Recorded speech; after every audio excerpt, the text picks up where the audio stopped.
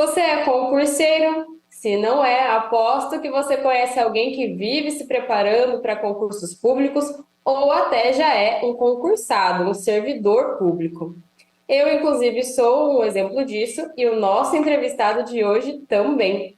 Afinal, nosso tema do Conexão OAB desse mês são os concursos públicos.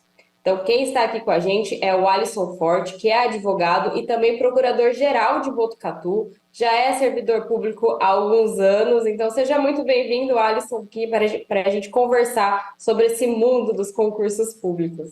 Obrigado, Carol. Boa tarde a todos. Estou à disposição. Então vamos lá.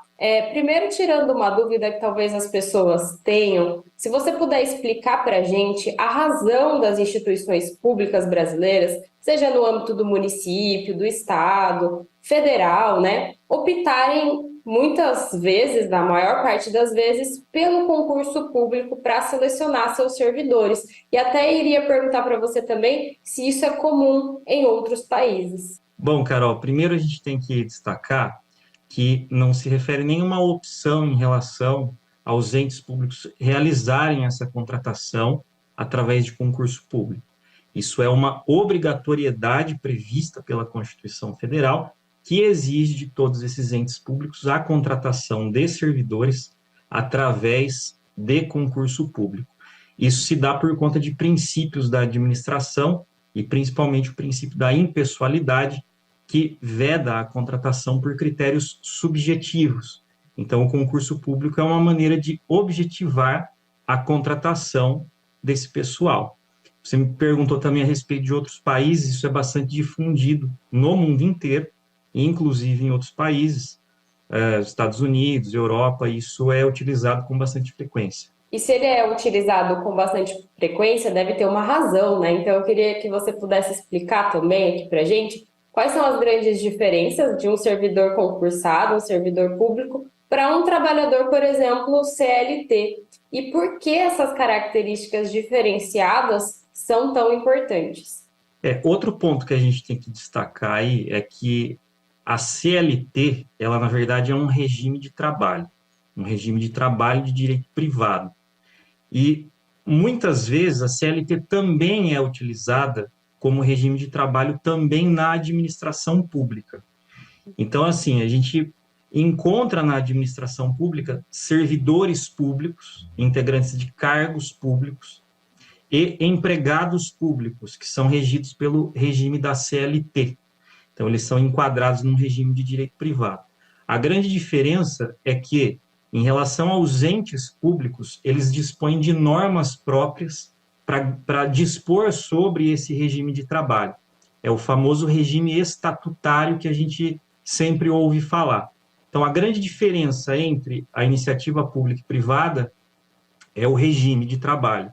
Na administração pública, o regime de trabalho preponderantemente vem a ser o estatutário, já na iniciativa privada, o seletista. O que vai diferenciar são direitos e obrigações específicas de cada legislação. Na CLT, a gente encontra os direitos sociais regulamentados e na administração pública, a gente também encontra nesse estatuto os direitos sociais. Porém, pode existir alguma distinção e outra em relação a algum benefício estatutário, como, por exemplo, os adicionais por tempo de serviço, as faltas abonadas, etc. E a gente não pode deixar de falar também que é o que a maioria das pessoas, quando pensa no concurso público, pensa nisso também, é a questão da estabilidade. Ela tem uma razão de ser? Essa estabilidade ela existe em relação aos cargos públicos, em relação aos empregos públicos das entidades da administração descentralizada, essa estabilidade já não existe. Mas isso tem a razão de existir em relação aos entes da administração direta, que é por conta dessa imunidade em relação às interferências políticas.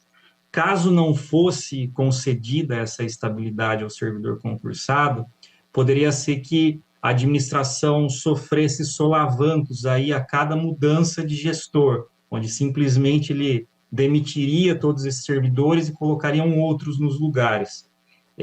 A ideia da contratação é a continuidade. Então, a estabilidade ela vem a ser justificada justamente nessa questão de não sofrer interferências políticas. Tá. E já que a gente falou disso e de outras regras, né? Existem realmente, então, regras que organizam e regulamentam, de alguma forma, regras mínimas, né, para a realização. Não aí, não só falando da questão do trabalho após a pessoa passar no concurso público, mas para a realização de um concurso público. Então, existem regras que precisam ser seguidas, porque elas são importantes, e inclusive se tem gente que fiscaliza se esses concursos públicos estão seguindo essas regras. Em relação às regras, o que acontece é que não há uma regra definida, nenhuma lei geral que especifique como um concurso deve ser realizado. O que existe é uma regra básica constitucional que determina a realização de concurso público. A Constituição ela somente diz que o concurso público será de provas ou de provas e títulos, mas ela não especifica a forma como isso vai ser realizado. Então, o que acontece é que cada ente público, seja a União, governo, município, ele tem uma autonomia para regulamentar a forma como vai realizar esse concurso público. O que deve ser observado sempre como parâmetro são os critérios objetivos. Então, é isso que define, para a garantia do princípio da impessoalidade que eu disse no começo, é importante que ocorra essa objetivação dos critérios de seleção, para que isso não passe ao crivo subjetivo do gestor. Quanto à fiscalização, a fiscalização se dá por parte de vários tipos de controle. Um controle que pode ser do próprio órgão, que a gente chama de controle interno, um controle externo, que é realizado por fora desse órgão que está realizando o concurso, como acontece com as casas legislativas, Poder Legislativo também como órgão fiscalizador, Tribunal de Contas, a própria sociedade pode fiscalizar a realização desse concurso público através das ações populares, ou o próprio candidato que se sinta prejudicado, ele poderia impetrar em um mandado de segurança contra eventual abuso de direito ou ilegalidade na realização desse concurso. Então, vamos começar a contar uma historinha aqui para quem está assistindo, para a gente fazer esse caminho do concurso público, começando, por exemplo, quando a instituição pública resolve fazer um concurso público, seja uma prefeitura, uma câmara, às vezes até uma universidade, pensando aqui na realidade aqui de Botucatu, né? Quais são os grandes pontos de atenção ou até desafios para esses setores públicos que vão realizar concursos? O ponto de atenção principal é o planejamento. Então, nada se faz na administração sem um prévio planejamento. Então, o ponto inicial é a idealização, planejamento, e quando eu digo planejamento, ela ocorre tudo através de um projeto de lei e uma lei aprovada pela Câmara. Então, para que haja concurso público, tem que existir o cargo, tem que existir as atribuições daquele cargo, requisitos de ingresso, quantas vagas disponíveis para esse cargo. Então, após tudo isso planejado, é que é colocado em certame de concurso público. E esse planejamento é muito importante, porque, como a gente já falou aqui, esse servidor, uma vez provido nesse cargo, esse concurseiro provido nesse cargo, ele vai receber e adquirir uma estabilidade. Então, a partir do momento que há essa estabilidade, a administração pública não pode simplesmente exonerar esse servidor. Então, por conta até de despesas, com previsão de despesas de pessoal, é importante que haja esse planejamento. Inclusive, pensando agora, né, como desafio, como a questão da tecnologia tem avançado muito, às vezes pensar nesse planejamento para uma função não virar muito rapidamente obsoleta, né? Então, são coisas que vão mudando ao longo do tempo aí também para esse planejamento de concurso. Exatamente. Então, a gente até observava em vários municípios aí alguns cargos, como você disse, que foram se transformando em obsoletos.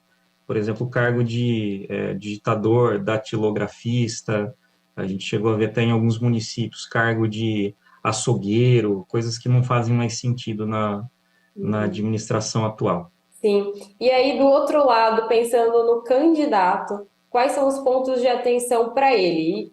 Inclusive, começando, né, pela leitura atenta do edital, que para quem não sabe, né, quando abre um concurso, a primeira coisa que o candidato tem que ver é o edital desse concurso, né? Praticamente você já respondeu a pergunta, porque é exatamente isso. O principal ponto de atenção do candidato é o edital. Como a gente falou acima também, não existe uma regra fixa, definida, uma regra geral que especifique as condições desse concurso. Então, quem vai regrar, quem vai normatizar o concurso específico é o edital. E a gente até diz no jargão jurídico que o edital é a lei do concurso. Então, é o edital que vai fixar todas as normas, todas as regras daquele respectivo concurso público. Então, o concurso, a concorrência, esse concurso já começa com uma boa leitura do edital, sim. O candidato, para que ele esteja preparado, ele deve ter uma boa leitura de edital e entender quais são as regras do jogo, até para ele poder se preparar. E outra situação importante, é sempre bom ele observar a questão dos requisitos, condições para o cargo, se ele preenche todos os requisitos de habilitação, para depois não ter problema lá na frente. É muito frustrante, às vezes, o candidato passar no concurso e depois, na hora da habilitação para o cargo, ele não preenche esses requisitos e acaba ficando de fora dessa vaga. Sim, outra coisa que pode ser interessante ver no edital, que para justamente evitar essa frustração que você citou, é ver se tem vaga realmente aberta ou se é um cadastro de reserva. São informações que passam rapidamente lá, mas o candidato tem que estar atento. É sempre bom estar atento a essa questão, né? Porque se o edital prevê uma vaga, uma, duas, três, quatro, cinco vagas ali, e ele for aprovado dentro do número de vagas, ele tem direito subjetivo à nomeação e à posse. Agora, se o concurso for somente de cadastro reserva, aí esse candidato ele tem que aguardar alguém se aposentar ou alguém pedir demissão, alguém sair do cargo para abrir uma vaguinha para ele poder entrar. Então, durante o prazo aí do edital de concurso, ele pode ficar aguardando, mas não necessariamente ele vai ser contratado, caso esse concurso preveja simplesmente o cadastro reserva. E aí, falando desses candidatos, às vezes, muitas vezes ansiosos, como você citou, o edital é como se fosse a lei desse concurso. Existe, de vez em quando, problemas que podem surgir nesse processo do concurso público, desde a realização, depois até a publicação do resultado. Acontece coisas nesse sentido, e se de repente acontecer, os candidatos têm formas de se proteger ou buscar direitos em relação a problemas que possam surgir? Os principais pontos de problemas que podem ocorrer aí no concurso público, e o mais comum talvez que ocorra, é a preterição da lista de aprovados. Então, uma vez o candidato aprovado, ele está ali esperando sua vaga, a administração pública se recusa a fazer aquela nomeação, terceiriza aquela função, ou desvia algum servidor interno de alguma função para colocar na função que seria desse concursado. Então, caso haja uma comprovação dessa preterição da lista de aprovação, isso pode gerar um problema para o candidato, um problema para a autoridade, isso sem contar em outros problemas que às vezes acabam acontecendo em concursos também, que benefício próprio, favorecimento pessoal, candidatos que ajudaram a formatar a prova e participando da realização do concurso, candidatos que tiveram acesso interno a informações privilegiadas dentro desse concurso, estarem participando desse concurso. Então, tudo isso tem que ser muito bem observado para que não haja violação a essa regra da igualdade de condições de concorrência nesse concurso público. Caso isso aconteça, é dever do candidato denunciar isso ao órgão legislativo, que é o fiscal da realização desse concurso público, e também, eventualmente, ao Ministério Público, para estar acompanhando a realização desse concurso público e verificando se todas as regras constitucionais e os princípios da administração foram observados. Comprovando fraude ou algo do tipo, inclusive isso pode levar à responsabilização criminal por parte do gestor. E falando até às vezes de coisas mais simples que acontecem, que o candidato também pode, às vezes até pelo próprio site da banca organizadora, às vezes alguma coisa mal entendida da prova, questionar questões. Muitas vezes as questões são até anuladas por causa de candidatos que reclamam e apontam algum problema que teve na própria prova, né? Quanto a isso, todos os editais prevêem um mecanismo de verificação dessas questões. e é até comum isso acontecer. Caso se verifique algum erro de gabarito, algum erro de formulação de questão, o candidato ele pode e deve também ingressar com um recurso administrativo contra aquela questão, impugnando aquela questão e pedindo a anulação daquela questão ou a troca pelo gabarito correto. E agora, indo para o final do nosso programa, terminando com o assunto atual, você pode falar para a gente se existem debates sobre trazer mudanças para como os concursos públicos funcionam hoje? O que está sendo aí colocado na mesa? Em relação à questão de novas regras para concurso público, isso pouco vem sendo discutido em âmbito municipal ou estadual. Cada ente, como eu falei, se autorregulamenta quanto às suas próprias regras. A única questão mais recente que vem surgindo é a questão do Enem dos concursos que o governo federal vem realizando. Então, isso é uma disposição do governo federal que vem tentando otimizar a forma como ele realiza os seus concursos públicos. O governo federal é uma máquina muito grande, então ela depende de muitas contratações, a gente está falando ao campo das milhares de contratações, então ele precisa de um sistema muito mais eficiente, muito mais otimizado para poder realizar tudo isso. Então, para ele há essa dificuldade, há essa discussão aí da modernização. Em relação a âmbito estadual ou municipal, pouco a gente tem escutado sobre alterações dessas regras. Tá certo. E agora, para terminar mesmo, se você pudesse deixar um recado ou talvez até uma dica para quem presta concurso, uma dica não só de um advogado, um procurador-geral do município, mas também de alguém que um dia já passou em um concurso público. A dica que eu podia dar é a constância. Mantenha a constância, continue acreditando, porque só não passa no concurso quem desiste. Eu vejo o concurso como uma fila.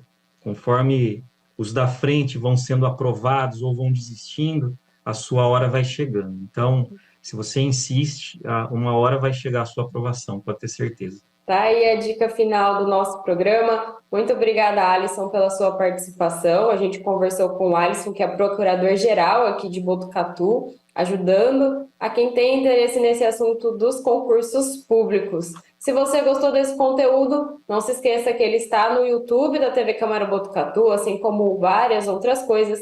E também segue por todo esse mês, por algum tempinho, na programação da TV Câmara Botucatu. Muito obrigada a quem assistiu e até a próxima.